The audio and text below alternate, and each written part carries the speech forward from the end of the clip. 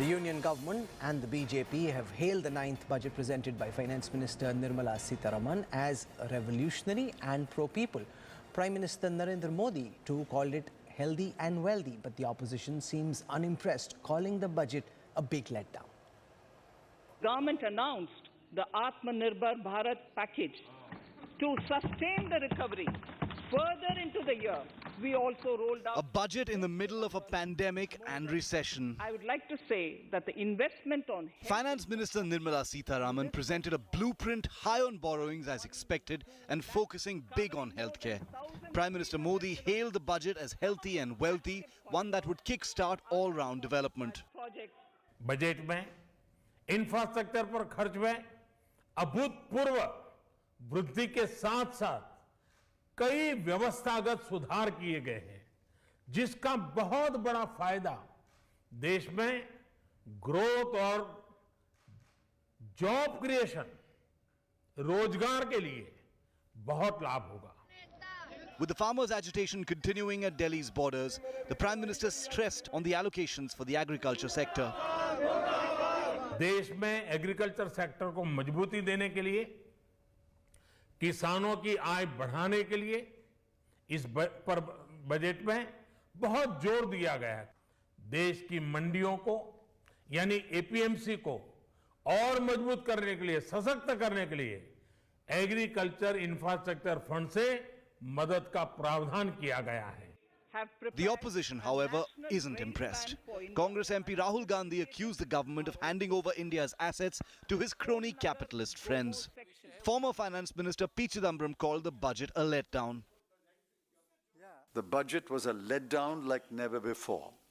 It was not a budget like never before. It was a letdown like never before. The budget, like the previous one, will unravel sooner than you think. This was increased. While the government and ruling BJP hailed the union budget as pro-people, the opposition accused the centre of a sellout. Towards the unorganized. यह budget नियमों और प्रक्रियाओं को सरल बनाकर आम लोगों के जीवन में ईज ऑफ लिविंग को बढ़ाने पर इस बजट में जोर दिया गया है. इंडिया फर्स्ट पेपरलेस बजट सब बिक्री করে দিয়েছে, দেশটাকেই বিক্রি করে দিয়েছে. বন্ধু একটু ওদের বিক্রি করে দিন না. ওদের দেশ থেকে বলুন ভাই কত টাকা দিলে যাবে, কত টাকা দিলে যাবে, কত টাকা দিলে বিদায় নেবে. That's the point. The opposition's criticism of the government's budget was on expected lines. The government, on the other hand, has its hands tied. It has avoided big bang announcements as it struggles to raise revenues. Deceitful, deathly, jugglery are some of the adjectives used by the opposition parties to criticize the Union General Budget presented by Finance Minister Nirmala Sitharaman. But the real test of the budget will happen in the People's Court when 5 states go to polls in the coming months. With camera person Ajay Thakur, this is Anand Patel in New Delhi for India Today. Former Finance Secretary Subhash Chandra Garg is now back with us in the studio. Mr. Garg, you've had an opportunity to go through the details of the budget papers. How does your assessment of the budget this evening compare with what you told us in the morning? See, there are several very good aspects of the budget.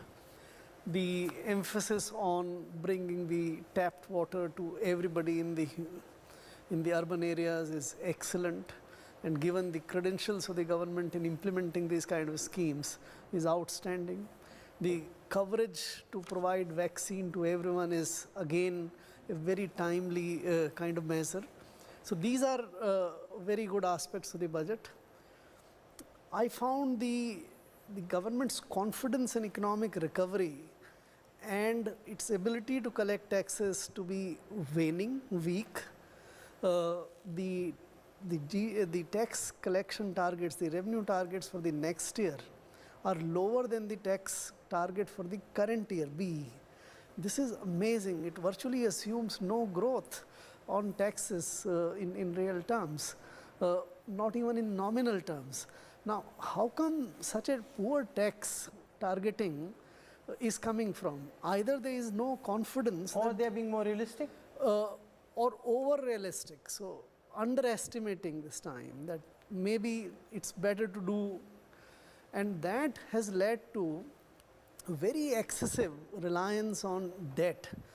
The revised estimates, 54% of the expenditure is being funded by debt.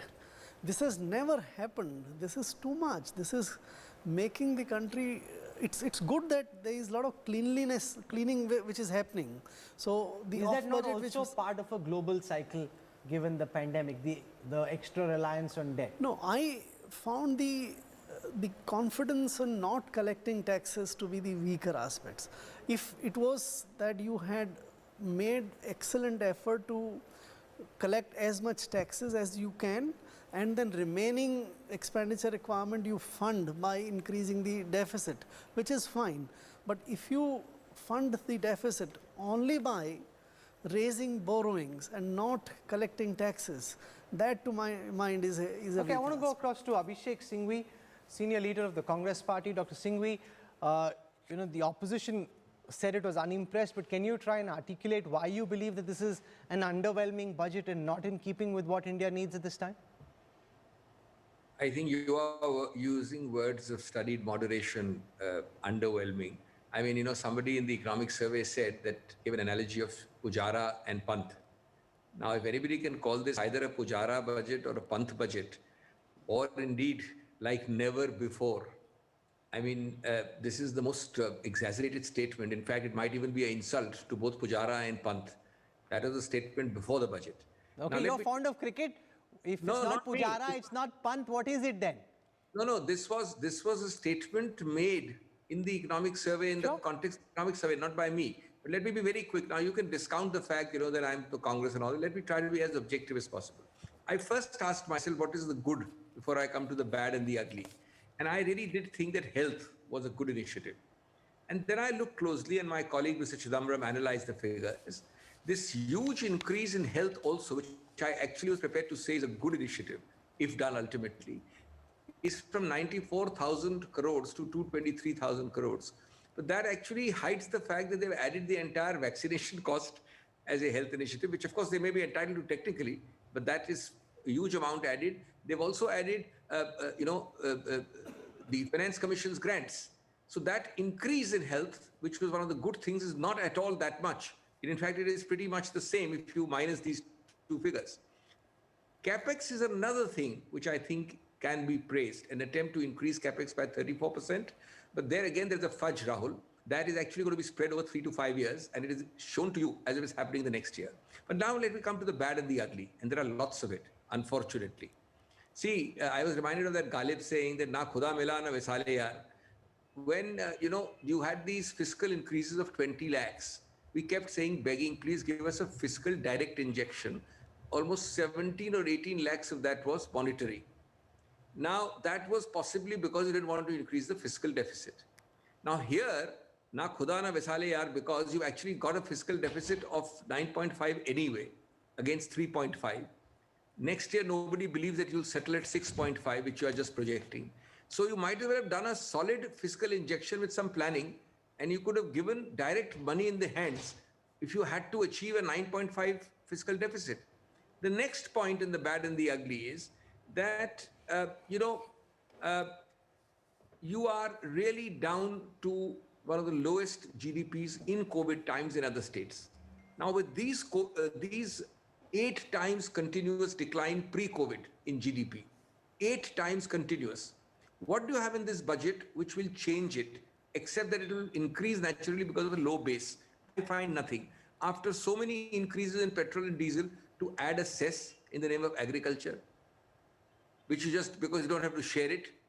To talk about MSP when there are thousands of farmers who are not sure whether your 3 farm laws guarantee an MSP. You are talking about 1.5 increase in MSP in the budget. Of course, you have not given the Swaminathan formula. But it's like saying that I'm giving you lots of things, but actually the option is not to have MSP at all if you have a contract, the way we read the law. Fiscal federalism, a good thing is that the Finance Commission, not the budget, has given you 41%. I was worried they'd reduce it. But the fudge on fiscal federalism is that you pass these farm laws, which are a direct encroachment, according to me, on the rights of state. They're legislatively incompetent. Parliament could not pass them because they are a state list 2 entry, which is why you rammed them down the throat of Parliament without discussion. But let me just end on 2 or 3 things more. The Prime Minister says infra is the employment generator. Well, infra always is. Each budget we have an infra. But what is the direct employment push here? Take the entire direct taxes category, Rahul. Nothing on direct taxes. Forget the rich, forget the super rich, forget the above middle class. The salaried class in COVID times, with a CMEIE estimating unemployment at 2.1 million between April and August in the salaried class, would you not have given them anything in the direct taxes category? So you've laid out a long list of negatives around the budget. Senior Minister in the Modi government, Dharmendra Pradhan, is listening intently. He will now present a counter to what you said about, ending up with a 9.5% fiscal deficit without a direct fiscal stimulus, suggesting that if you'd given direct cash handouts, you'd probably have been better. You would have still ended up with this number, but at least people would have had some cash in the hand. To respond to Dr. Singhvi, Mr. Pradhan, welcome to India Today. Thank you, Rahul, for inviting me to this panel to discuss with my learned and very senior friend Singhvi ji. Let me deal this subject in the 2 parts. Today we should discuss primarily on the budget announcement, and there are a lot of things, interrelated things. Yes, agricultural issue is also an interrelated thing, but let me confine my argument on behalf of budget. In the given situation, given scenario, when there is a global slowdown, what else you could have been done? And before budget, Prime Minister has also indicated, and during budget also, Honorable Finance Minister again indicated that during last few months, this is in a way, there are a lot of mini budgets were there previous to this final budget announcement. In 27 lakhs crore, 13% equivalent to of our GDP, we have shown our commitment to the citizen of this country. Mr. Singhvi was arguing for direct cash transfer. Almost all sizable section of Jan Dhan account holder are now beneficiary of the direct cash benefit. In my ministry, we have given 14 crore LPG cylinder free of cost in the difficult time. Free food grain to almost all the SCCC entitlement people, all the PDS card holder for 8 months. All these are direct benefit, all these are direct cash transfer. This creates a stimulus in the economy. And when there is a global issues, global challenges are there, I think this kind of budget where health has given priority, and for employment generation, infrastructure in road sector, in railway sector, in agriculture infrastructure, these are the area where we have given utmost priority to create life, to save the life and to create livelihood. I think today, when we are beginning in the third decade of the 21st century, I think at the given scenario, best thing Honorable Finance Minister is given to the country. Okay, I want to press you on, since you're the Minister for Petroleum and Natural Gas and Steel, I want to press you on the petrol and diesel prices, Mr. Pradhan. There was an agriculture cess of 2.5 rupees per litre on petrol and 4 rupees on diesel that was announced. The price on both fuels is at historic levels, and everyone watching this broadcast would like you to respond to why can't the government reduce prices on petrol and diesel. Do you take the middle class vote for granted, that there's nowhere else for the middle class vote to go, and therefore keep taxing them because they literally have no other alternative? They will come, they will vote for the BJP, and देखो निकाल लो जितना tax निकाल सकते हो and fund the government's programs using that. No, Rahul ji, a senior journalist like you should not analyze. You can criticize me, why you are taxing so much. But don't minimize this debate to the BJP on non-BJP issues. It's not like that. Let me put forth my point. I am aware about. I'm putting this point in front of everybody. I mean, putting this argument in front of country. Actually, today's announcement of creating agricultural infrastructure says there will be no additional burden to the consumer. Let me clarify that. There will be no price rise of 2.5 rupees in petrol or 4 rupees in diesel due to this cess. What Honorable Finance Minister has restructured the excise duty collection and special additional excise duty collection. He has restructured her purse, reorganized her purse to give some amount out of that collection, excise duty collection, in the name of agricultural infrastructure development cess. This 2.5 rupees in petrol and 4 rupees in diesel will be contribute around 50,000 crore for the support to be created the new agriculture infrastructure fund. I am happy for the first time in independent India, direct fund will be provided from tax to the farmers. This is a new architect by Modi government. Regarding the price rise, let me answer that question with utmost politeness and categorically. This is a demand supply issue. 80% of our requirement we have to import. Today, due to Corona, there was a destruction of demand. But after Corona, when world economy is gradually reviving in India, for the petroleum products we are almost all normal to pre-COVID situation, there is a huge demand. Unfortunately, in these days, the supplying country, the producing country, the OPEC and OPEC Plus, they have created a cartel. What they have promised 6 months back, by January, they will normalize the production. They are yet to do that.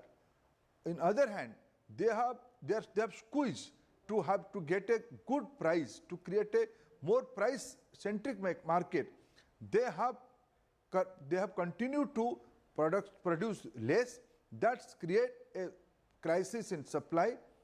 We are arguing in front of OPEC, and I am very categorically argued with the entire leadership of OPEC. You cannot do this kind of thing to a major consumer like India.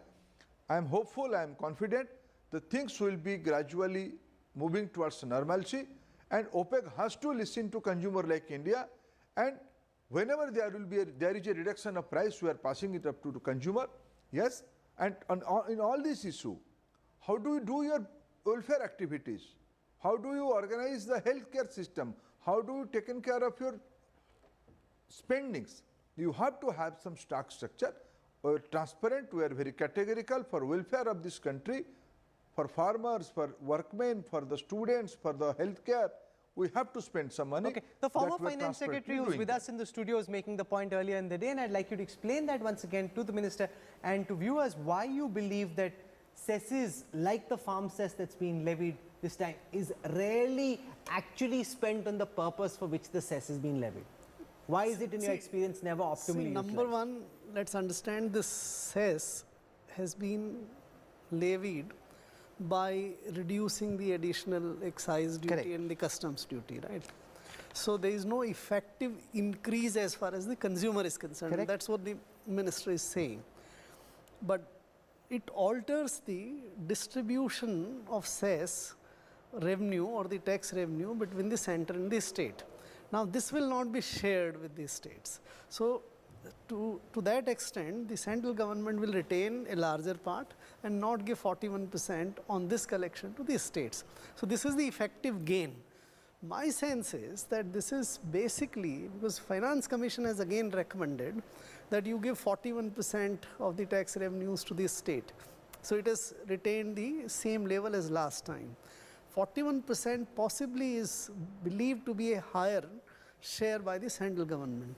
So by indirectly reducing the taxes and converting them into cesses, you are effectively reducing 41%. And this is where, Dr. Singhvi, opposition politicians like Mamata Banerjee, West Bengal Chief Minister, have raised a red flag saying that this is, a way of trying to reduce the amount of money that the centre would be sharing otherwise with the states. Dr. Singhvi, respond to what you just heard from Dharmendra Pradhan. I think there is clearly a fudge here because you do a tax neutral exercise, as just explained, only to share less with the states. And then you give lectures on fiscal federalism. So that's clearly, and what fiscal federalism has been done is only through the Finance Commission, not through the budget. But this budget is actually reducing fiscal federalism. I want to make 3 or 4 very quick points, Rahul. Of course, in a more lighter vein, Mr. Dharmendra Pradhan is one of the richest people in the world because he doesn't part with any of the gains he gets from petrol by various taxes. He does not reduce anything, so he keeps getting richer and richer and doesn't share it with people. But that apart. Now, 3 or 4 points. It's amazing that defense has either seen a reduction or is the same. Now, I cannot imagine a budget which does not do anything for defense in these times. That's one single straight point. Agriculture, nothing. If you take away this AIDC, there is no increase in the overall agricultural allocation. Agriculture, of course, apart from everything else, you know the degree of employment generation it does. MSMEs, one of the biggest employment generators in many ways, is given one sentence in 15,000 odd crores. Nothing great about MSMEs. 3 major sectors. On disinvestment, actually, I would support the government if they went for people like, for entities like Pawan Hans, maybe even Concord. But I have my grave doubts when you start giving mass-based, mass consumer profiled things like LIC, where millions are involved, savings are involved, like 2 public sector banks, which are not very clear at the moment which one they are. These areas for privatization, to me, you have to tread very, very cautiously, and I would not agree. Okay, so let Dharmendra Pradhan respond to that. Mr. Pradhan, given the government's current track record on disinvestment, how confident are you that what you haven't been able to do in the years gone by will actually get done over the next 12 months? You've announced that you'll be getting out of running 2 public sector banks, which is a big announcement. Everyone was wanting the government to do this. You've also said that you'll be disinvesting LIC, but some of these announcements have been made in the past. Those were promises that were unkept. Rahul, before I answer this particular question, I would like to answer 2 more questions. In the course of discussion, it has emerged. Mr. Garg has raised one issue. The state share will be reduced, but centre's border is also increasing. Mr. Singhvi's party and his ideological group were running this country or in charge of this country for decades. Tell me, whenever the MSP was in the part of any policy, enacted by any parliamentary rules, never. It was a policy. Today, the entire MSP issue, MSP responsibility is taken care by union government. Union's government's spending is increasing. The entire Jal Shakti mission spending is a new scheme. We want to give drinking water facility to all households through pipelines. The center spending is increasing. Where anyway, we are returning that money through schemes, through projects. Number 2, Madam Mamata Banerjee, Mamata Didi has no moral right to raise about any issue. Has she submitted the Pradhan Mantri Kisan Samman Nidhi list to center? We are not going to select who we want to give. You send the list. Take the benefit from the union government. It's a flagship program by country. You are not taking that. You are just making false allegation. Regarding my senior friend, again, very on a lighter mood, he said, I am the richest person. I am the trustee. I am the custodian only, Mr. Singhvi. I think the entire money, yes, petroleum sector is in a way, is the highest contribution. Mr. Garg was party to that. During his tenure as finance secretary, we had a long discussion on this issue. Yes, we are contributing to the national exchequer. Regarding disinvestment, we are committed, we are 100% confident the desirable thing will be implemented, whether it is profit making, whether it is loss making. Government has no business to be in the government. This is the philosophy of this government. People has given mandate to us on these issues. Regarding LS, what is wrong? To have professional management, to have corporate management, what is wrong? To dilute the shareholding of government in the LIC? Why should not we go for banking disinvestment? What was the condition of banks in the previous regime? How it was run? Should not they be accountable to the citizen of the country? All these things are there. We have a very transparent and very clear-headed policy we have. We're confident we'll implement all these issues, what we have announced previously, also we have implemented. Mr. Garg was party to that. We have announced to merge the ONGC and HPCL. We have done that. Now, we have announced certain projects to disinvestment. We're confident we'll be doing that. Okay. I'm going to leave it over there with Dharmendra Pradhan and Dr. Abhishek Singhvi. Thank you very much, sir, for joining us with your thoughts on the Union budget. I want to introduce and welcome now former Union Finance Minister, one of the senior-most Congress leaders, Mr. P. Chidambaram. In a bit, we'll also be speaking to Principal Economic Advisor and one of the brain think tanks behind the Finance Minister's announcements today, Sanjeev Sanyal, Principal Economic Advisor in the Finance Ministry. I want to go across to Mr. Chidambaram first. Can you outlay why you believe, can you lay out, sir, why you believe that this is not the kind of budget India needed at this moment in its growth trajectory and its recovery trajectory? Every budget, Rahul, is contextual. If we are in the boom years, if we are in the golden period, Dr. Arvind Subramaniam said 2004, 2009 was a golden period. Then you can have one kind of budget. But a budget that follows 2 years of slowdown, 1 year of recession, 36 months, who has suffered most? Certainly not the stockbroker, not the investor in the stock market, not the corporate honchos, not the well-earning professionals, not the highly paid doctors and lawyers and software specialists. The people who have suffered most are the people at the bottom of the ladder. Bottom 20 to 30%, the migrant labor, the MSME workers who have lost their jobs because the MSME units have closed down in the thousands. People who have lost their jobs and are still looking for jobs. Those are the people most affected. This budget should have addressed their requirements. They had the first charge over the budgetary resources of 21-22. You mentioned a think tank. I wish the government had a field tank also. Apart from a think tank, you should also have a field tank. Okay. FWL.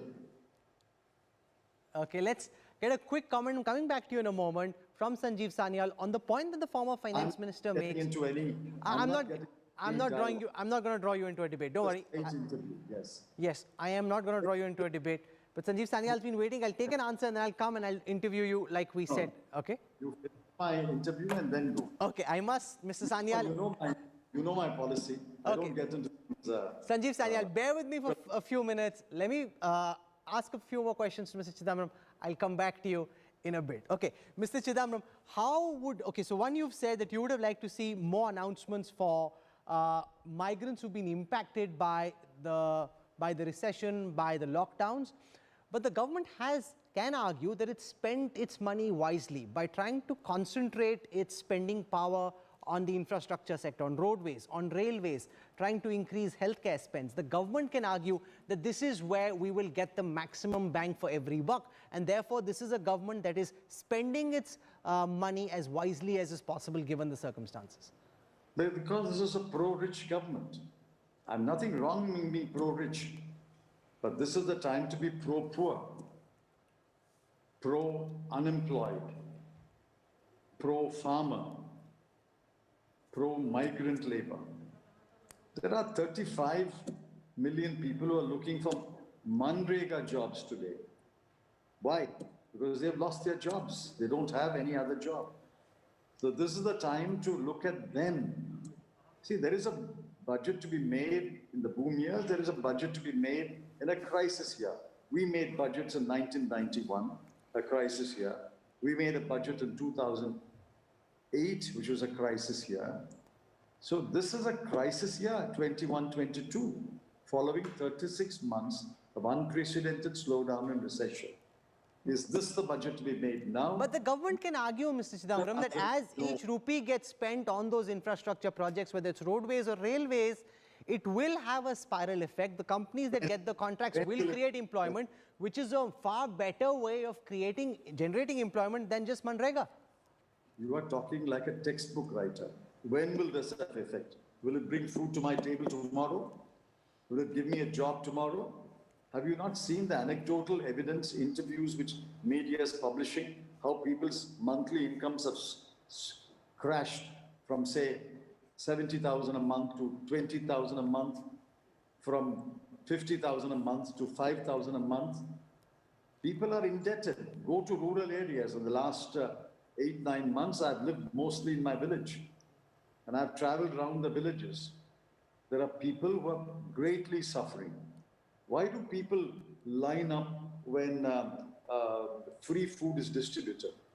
Is that a mark of a country which is standing on its feet? Why are people lining up when free food is distributed? Because people don't have enough food on their plate. But so the government can argue that philosophically it is the anti-Chidambaram approach, that their mandate and their economic philosophy is an anti-dole, anti-handout approach. The poor must have a first check budget's resources. Sir, but the Prime Minister stated publicly that his economic philosophy is an anti-dole, anti-handout approach where he wants to create sustainable employment.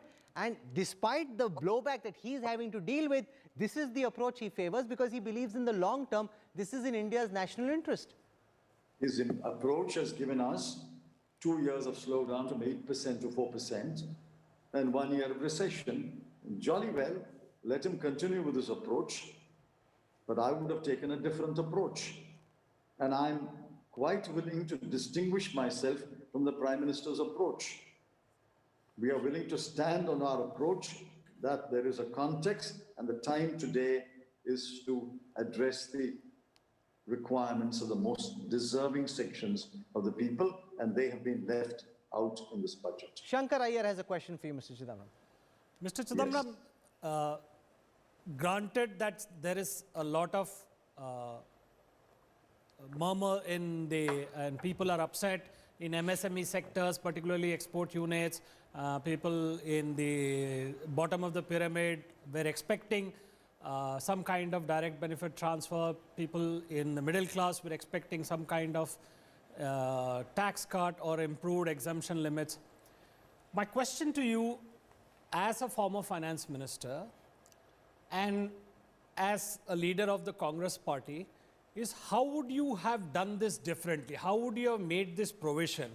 And a slightly hypothetical question. Is it possible for an opposition party, the principal opposition party, which is also a national party, to present an alternate budget? We can, provided all the information is given to me. Well, the information is out there now. No, information is not out. You give me the blue sheets that were prepared by the budget division over the last 2 months. You give me the revenue estimates presented by the Department of Revenue. You give me the expenditure estimates prepared by the Department of Expenditure, all those working papers, and I can prepare an alternative budget. What is the difficulty? No, at least the approach you could do with the available information.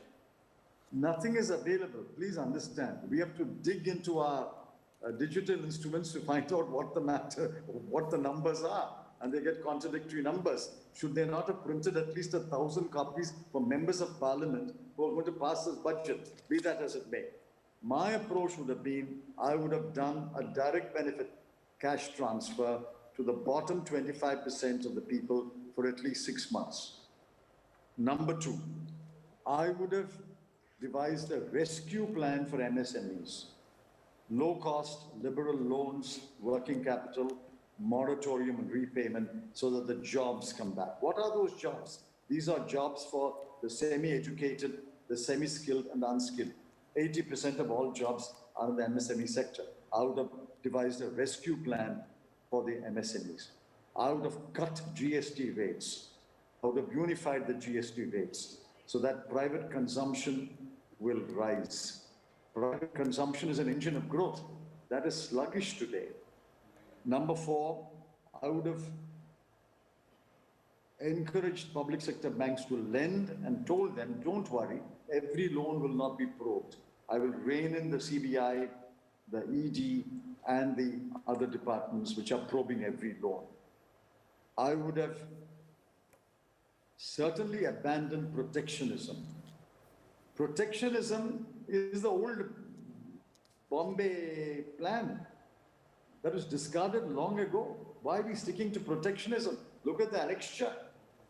Customs duties have been raised, all kinds of duties are being, and there are many other duties which are not reflected.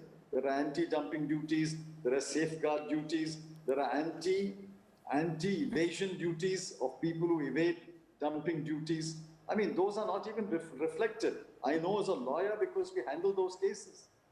So those are the things that would have been addressed. And of course, I would have addressed capital investment, I would have addressed infrastructure. But the first charge in the year 2021 must be the ones most deserving. They've been completely left out. Okay, we leave it over there, Mr. Chidambaram. Thank you so much for joining us with your thoughts on the union budget. I'm willing to do a debate with another panelist, but then you know who you should invite to debate with me. No, most certainly. Thank you so much. We appreciate you taking our time and sharing your thoughts on the union budget. I want to go across to Sanjeev Sanyal, who just heard this heavy-duty takedown of the budget. And let's start with protectionism. The idea that, you know, you can make India more integrated with global supply chains and at the same time increase custom duties and levies. And that's something that Mr. Chidambaram and a lot of other right-thinking economists seem to have a very strong problem with. Respond to what you heard on protectionism and everything else. And I also want to welcome at this time President CII Uday Kotak and one of the bright young voices of the Congress party, Sachin Pilot. Let's go across to Sanjeev Sanyal first. Sanjeev. Well, I am not in a position to respond to most of what was political rhetoric and admittedly, as he himself said, anecdotal evidence. But towards the end, I think he did provide at least a set of policies that one can respond to. Let me say that during the lockdown period, the government did, in fact, spend most of its effort at that time to provide a safety net, the world's largest food program. There was enormous effort in terms of providing safety net and cushioning to the MSME sector, which he was very concerned about, including 100% guaranteed loans, suspending the IBC process and all kinds of other things. However, since then we have come out, as we have unwound and now emerged into a relatively opened up situation, we have decided to go for growth. And we have decided to go for growth using a particular path, which is to spend on infrastructure, broadly defined, including health and other things, but basically spending on infrastructure. So this is the approach we have decided for. It's a different approach, I agree, from the idea of giving out dole or many of the other ideas that certain US-based economists seem to favor, including extortionate taxes and things like that. We are very clear about the approach we want, which is to keep India open for business, yes, but at the same time pump up demand using infrastructure for two reasons. One, infrastructure creates assets. Remember, we will be running out debts for this, so we need to create assets to back up these liabilities for future generations. Secondly, there is more than adequate economic evidence to suggest that infrastructure spending, roads, railways, bridges, etc., create jobs, particularly at the bottom of the pyramid that Mr. Chidambaram was particularly concerned about. Somebody will be hammering those nails in, somebody will be doing the welding, somebody will be laying the bricks. So all of these create jobs. Simply doing dole does not create assets. It does not even create jobs sometimes. So I don't think that approach is what we wanted to do. It may be purely an ideological way of thinking about it, but the fact is, this is the approach we have gone for. Can I draw Uday Kotak in on these two approaches and try and explain it from a more dispassionate, non-partisan perspective? I think Mr. Chidambaram's objection was that spending on infrastructure has a lag between when a project is announced, it goes and creates employment, whereas if you give a dole and at this time people are desperate for cash because they're on the verge of subsistence, therefore a dole at this time, he said budgets are contextual, you have to look at the context in which the budget was presented this time, a direct cash transfer would have been the right approach. That's an approach the government is clearly not favoring. What do you make of the debate around these two approaches and which one do you favor, Uday Kotak? Rahul, I think we got to keep both the context and also the point that look at the future generations. We need to do both.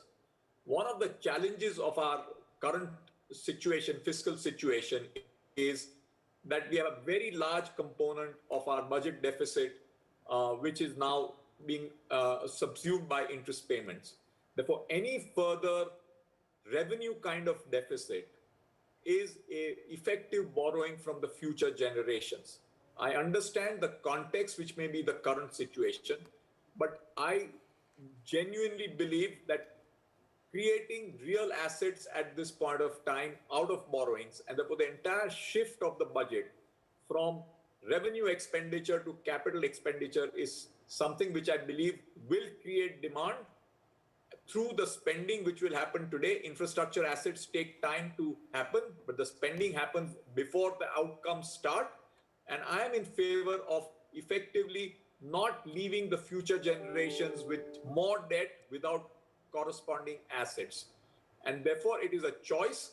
In the current context, if I can spend now through infrastructure development and healthcare, and at the same time, I am achieving the objective of creating real assets down the road, that is something which I think protects the future generations.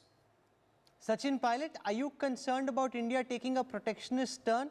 Because the government is laying a lot of emphasis on Atmanirbhar Bharat. Now, speaking to Ravi Shankar Prasad over the weekend, and he made the point that, look at how more and more mobile manufacturing is coming into India because of our production-linked incentives, that over a period of time, you will see more manufacturing shift to India, which unless we create the incentives to do so, will never happen. And therefore, instead of just being an importing country, we create the infrastructure for domestic manufacturing and we incentivize it.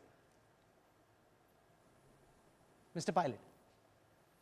I think the two concepts are they're both contradictory, because everybody wants India to be self-reliant. Atmanirbhar is a slogan given by the government. But at the same time, India is an economy that is reaching out to the world as the world is reaching out to us. Now, if you want to be globally integrated, you can't have these protectionist measures, because you must defeat the foreign competition by sheer excellence, by lower labor cost, by high sophisticated technology and quality.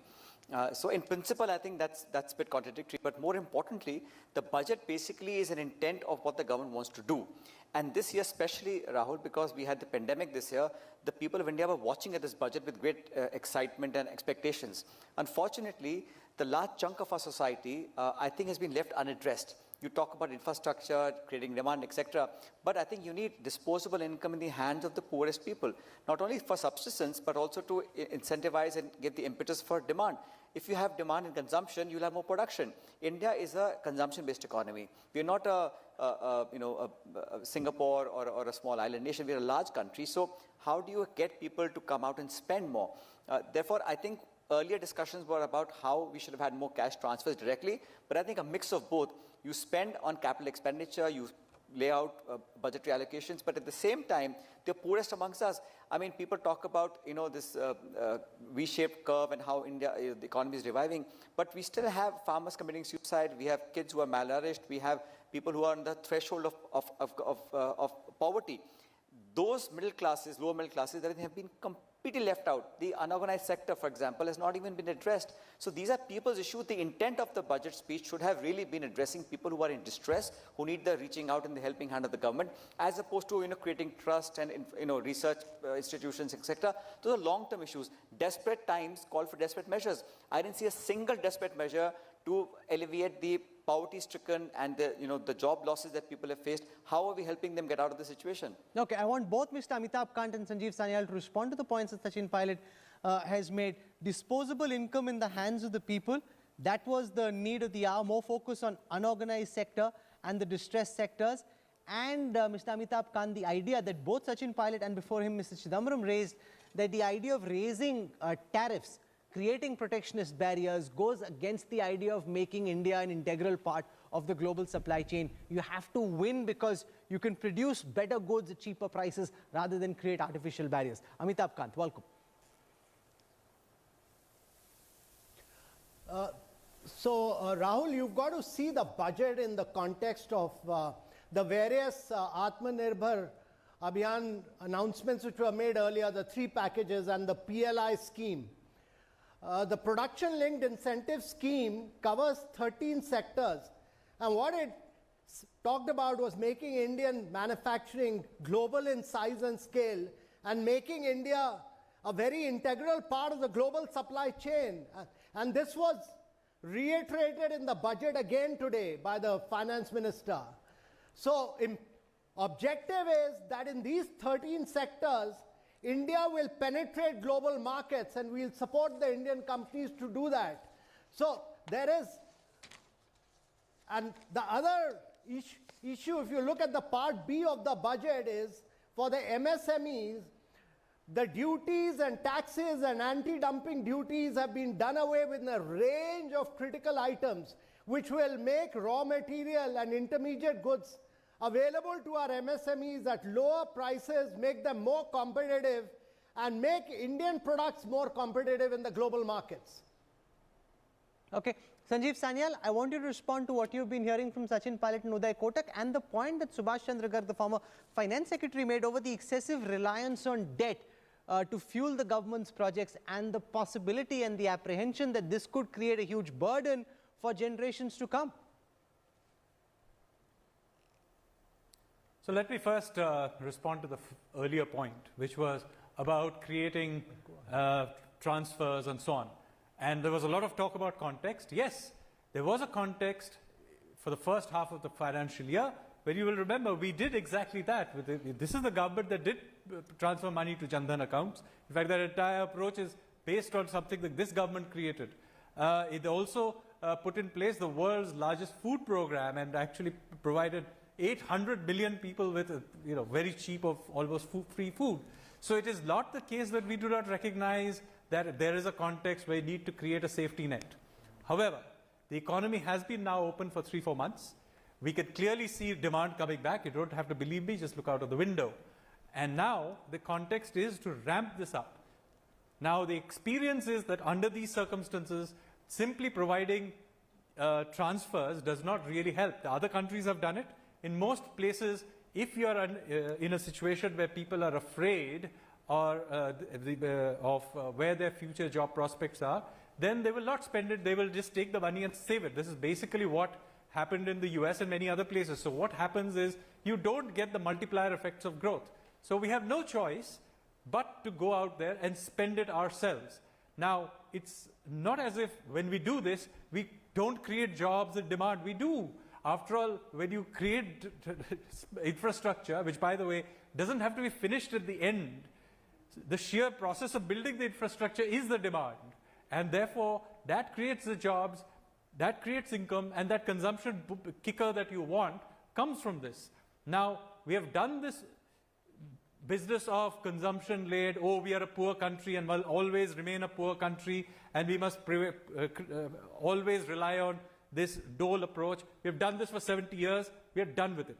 We want to have an investment-driven growth model. We have written about this for at least the last 3 or 4 economic surveys. It's not that Singapore is the only country that has done this. By the way, China is the biggest example of investment-driven growth. Much of East Asia grew with investment-driven growth. There's no reason we can't grow with investment-driven growth. So that is the model we are going for.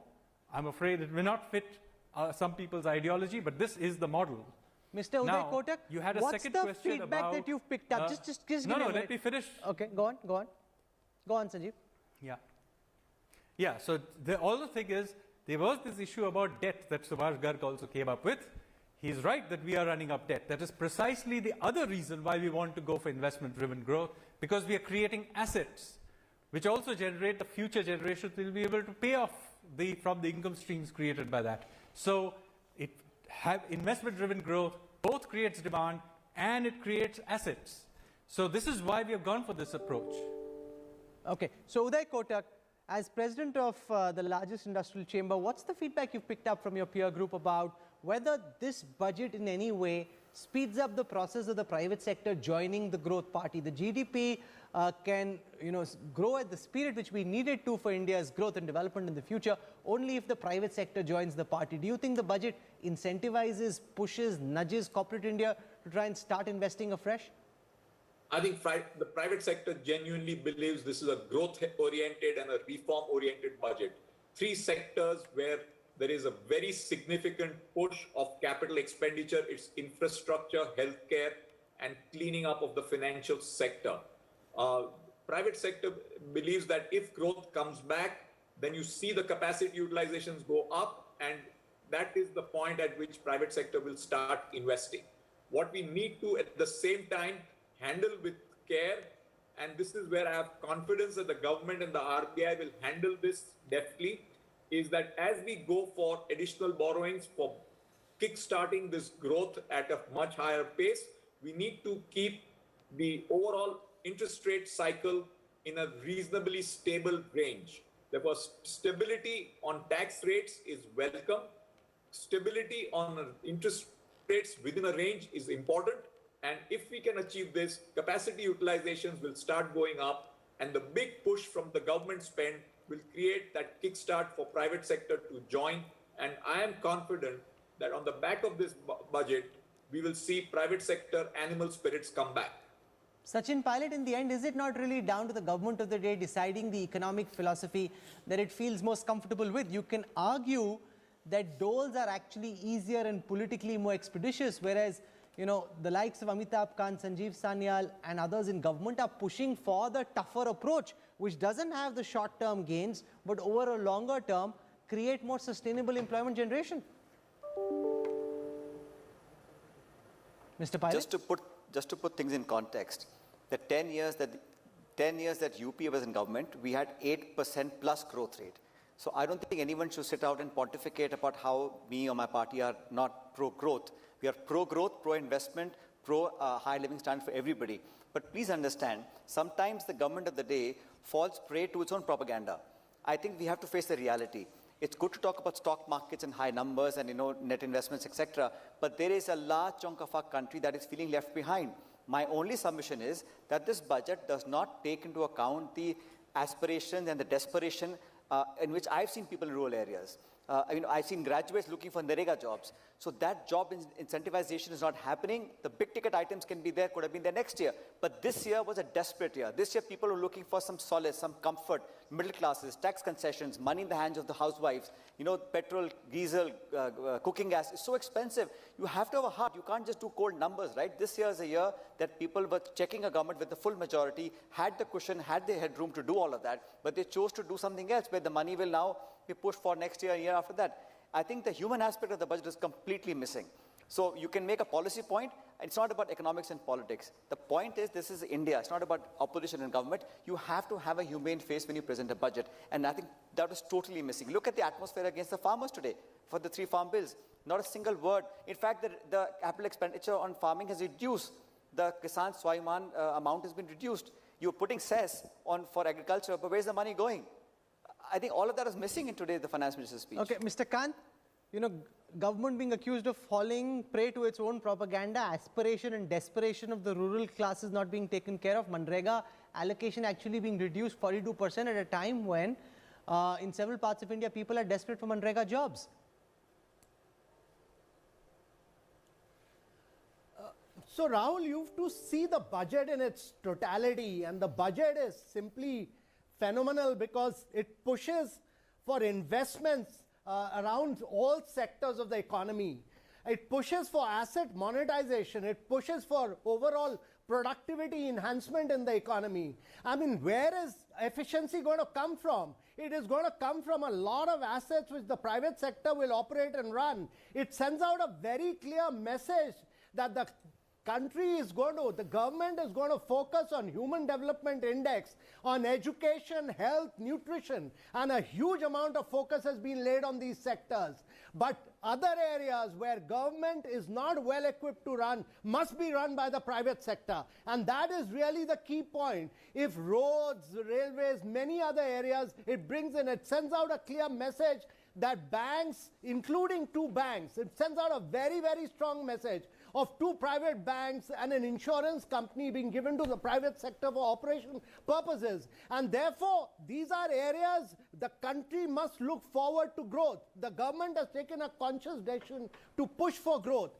It's not just reverting back to pre-COVID growth, but to accelerate the process of growth to 8 to 9% in the next 3 to 4 years. It sets a very, very clear roadmap. And when the country grows, every segment of India will grow. The MSME grows, the farmer grows, the middle class grows, everyone grows. We should all aim for India to grow at high rates. That should be our objective. Okay, I'd leave it over there. Mr. Uday Kotak, Sanjeev Sanyal, Sachin Pilot, Amitabh Kant for joining us on this special post-budget discussion. Thank you very much. Really appreciate your time.